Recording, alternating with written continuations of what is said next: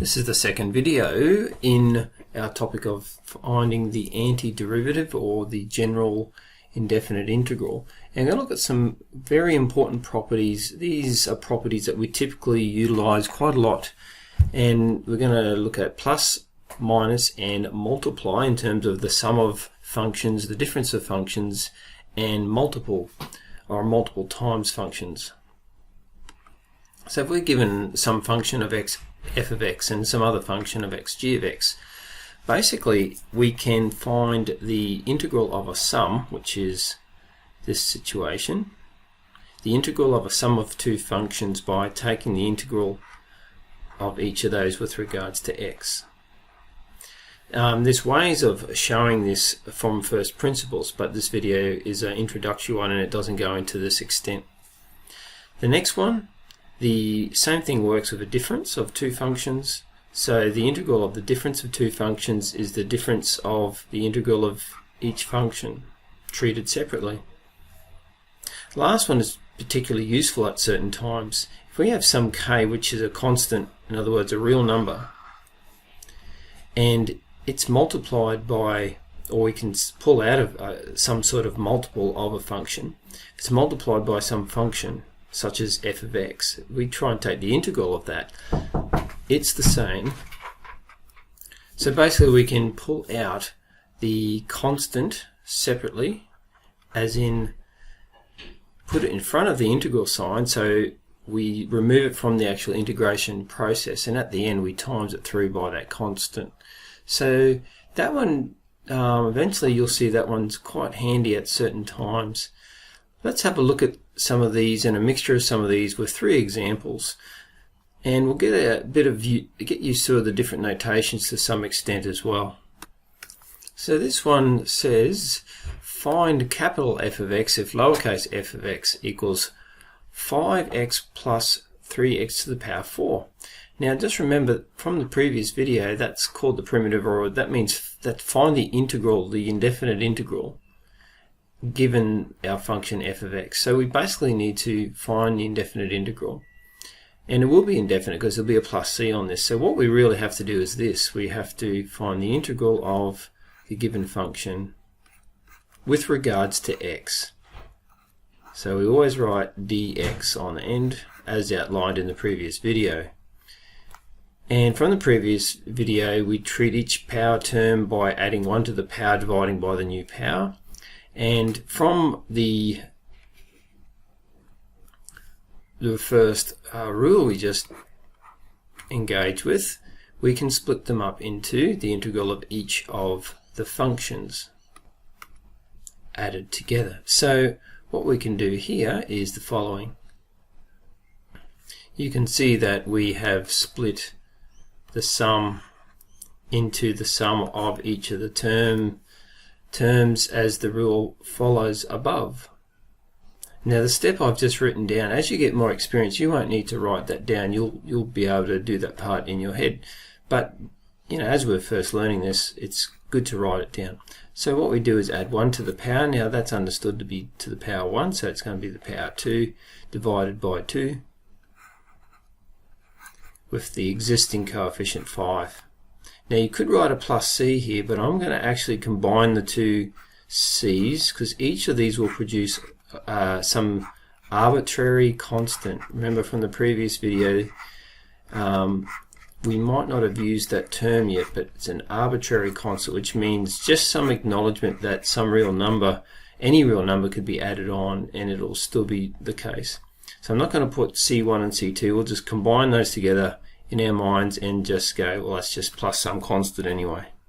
So we don't need to be too pedantic about the constants as long as we write it down.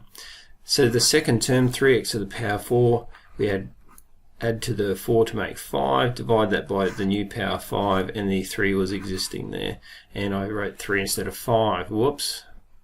There we go, that's better. So there's a 5 on the bottom. Okay, so you can imagine that each of those would be a constant plus another constant, which just makes some constant anyway. They're all the set of real numbers, so it doesn't matter in particular, long as you acknowledge it. And there's our answer. So it's an indefinite integral or a general antiderivative because it has a plus c on it. Sometimes we're given some extra information And that was a point that was made in the previous video. Sometimes extra information helps. This one has extra information, the second one there, so let's have a look at that. So find the derivative of 3 minus x and find, oh, and by the way, some instructions missing off that, find y. Okay, you probably gathered that we're finding y. So interpreting the question, very important here. Finding y, if we've got dy dx, means we're going to take the antiderivative, and because that's going from dy dx back to y, it requires the antiderivative of dy dx. So just it's the reverse of going from y to y. Dy dx is the derivative, so the antiderivative is going back the other way, okay, as we gathered from the previous video. So we've got dy dx, and what we really are doing is finding the indefinite integral of 3 minus x dx. You might think that doesn't look like one of the polynomials or power term collections that we've seen before, but it is. If you like, you could rewrite it, and that could be rewritten as negative x to the power 1 plus 3, which might help. And so we add 1 to the power, divide that by the new power, and we had a negative 1 on the top, and 3 becomes 3x and plus c. Now I didn't split it up like in the previous example, okay, but I mentioned that as you get better you don't need to do that. And remember, each of them would produce a constant, an arbitrary constant, which we collect together and just acknowledge the collection as plus c. Okay, so that's generally the function generally is called y equals negative x squared on 2 plus 3x plus c. Now this one's got some extra information. As I said, we can find a definite answer under a specific set of circumstances like this one. So it's got extra information, in other words. So let's put that just here. Okay, so I'm traveling clockwise on the page here. So when y equals 2, we have 2 equals negative, now x is 4, so negative 4 squared, the negative of 4 squared, and we have that over 2 plus 3 times 4 plus c. Now we can solve for c. Okay, so 2, now be careful when we've got it like that, order of operations, so that's negative 16 over 2 is negative 8 plus 12 plus c equals 2. So then we solve that, so we add 8 and that's 10, we take 12, it's negative 2, so c equals negative 2. Therefore, if we have that extra information, we have a more definite integral. No, I didn't say a definite integral, but something that's more definite, because a definite integral is actually a number, and one day you'll learn that. But something that's more definite, we actually know what the constant is. So it's got a specific constant. There is a specific function. So it's the previous one plus 3x plus negative 2, or just minus 2. So the last one, it doesn't have any words, it just has the symbology. So it says there, find the integral, the indefinite integral of 3/4 x to the power 5 minus 3x squared plus 2 over x squared dx. Okay, so we might showcase rule 3 in this one. You have the option of doing that. So what we can do is, I am going to separate them in this one, by the way, just so we can talk about what's going on. Now there's rule 3 in action there. You'll recall we're talking about that one there, where if you like, if it suits what you're doing, if it helps, you can pull the constant outside. Okay, you can tell them to step outside. So basically, this may not help, but sometimes honestly it does. I'm just showing it anyway. So you can do the same for the 3 and the x squared. And if you like, you could do it with this one, so it just needs a little bit more care. Now we haven't seen something with the term on the denominator. or, and I haven't left space for the dx's. Oops. There we go. So the dx's are written in there. The only reason why I separate that is that we can just showcase a couple of rules. A few things here. So with this first term, so this being the first term, we've got x to the power 5, which becomes x to the power 6 over 6, and it's 3/4 times that.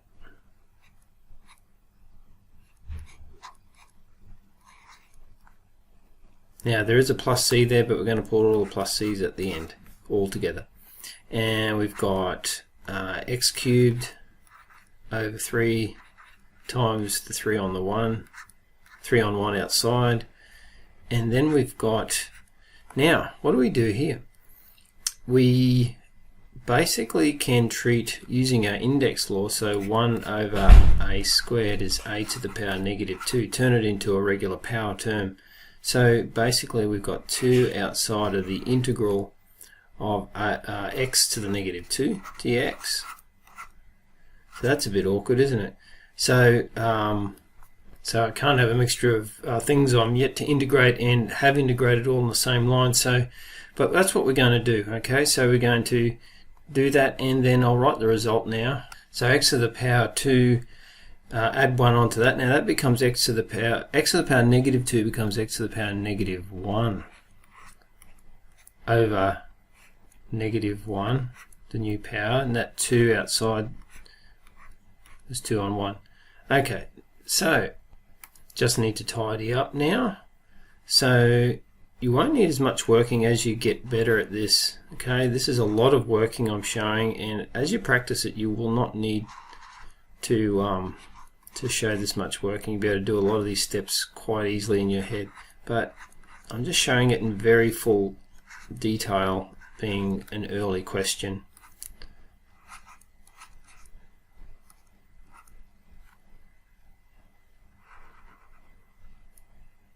So that's over -1 plus c. Now that's one last line of tidying up there. First one has a factor of 3.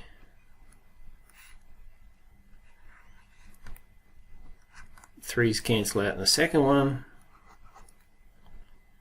and the -1 changes the sign. One last thing you could do there, if you want to put it back into a more similar form to what you were given in the first place, that final term could be written as 2 over x. That's an indefinite integral.